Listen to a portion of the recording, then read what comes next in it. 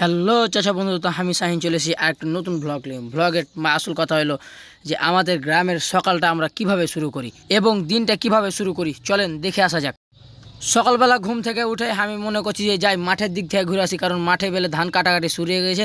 তো দেখে আসি গে, মানে ধান কাটার সৌন্দর্য, যে সৌন্দর্য যে দেখেছে সেই জানে কতটা সৌন্দর্য এই ধান কাটার ভিতরে রয়ে আছে।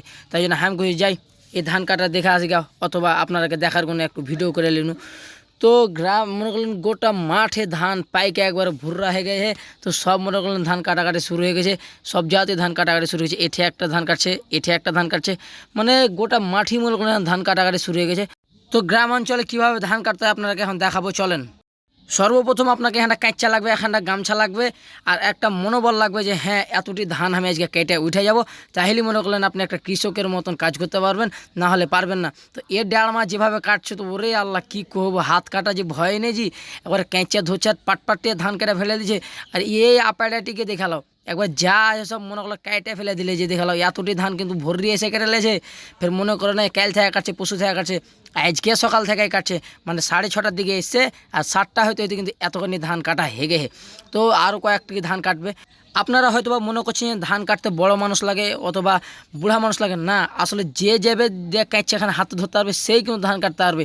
তো মনে করলেন গ্রামের সৌন্দর্যটা আসলেই অনেক সৌন্দর্য। যারা শহরে থাকেন তারা হয়তো বা উপভোগ করতে পারেন না, কিন্তু যারা গ্রামে থাকে তারাই জানে যে এই গ্রামের সৌন্দর্য কতটা সৌন্দর্যময়।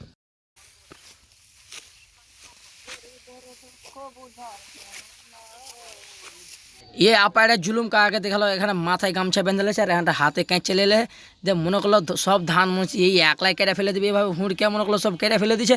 তো ওরা কিন্তু শান্ত মেয়ে কাছে জুলুম কা মনে হচ্ছে একবারে যা সব একবারে হুঁকড়ে কেটে ফেলে দিবে। তো গ্রামে কিন্তু আরেকটা সৌন্দর্য জিনিস আছে, চলেন এটাও দেখে আসা যাক। তো ভোর 6:30টার দিকে ডেড়া মাগালাম, মনে করলাম কাদা মাটিতে মাছ মারতে চলে এসছে। তো আমি ফের করছি চ দেখি তো মাছ কটটি হয়েছে। দেখছি তো তরকারি করার সমান কিন্তু মাছ হেগে হে। চাষাকে দেখালাম মাছ ধরতেছিল। তো ছোট ছেলে মোটো ছেলে এলাতে মানে না, মনে করলো শখ জাগালে কিন্তু মাছ ধরার একটা কিন্তু আলাদা কিন্তু ফিল আসে। তো মাছ তো কিনাও খাওয়া যায়, কিন্তু আমার এই গ্রাম অঞ্চলে কিন্তু মানুষ কিন্তু মাছ মেরা খায়। আসলে মাছ মেরা খাওয়ার একটা মজাই আলাদা।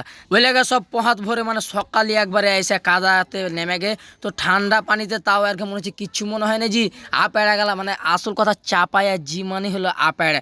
হারা চাপায়ে রে জি, চাটনি দিয়ে কালাই রুটি খাচ্ছি।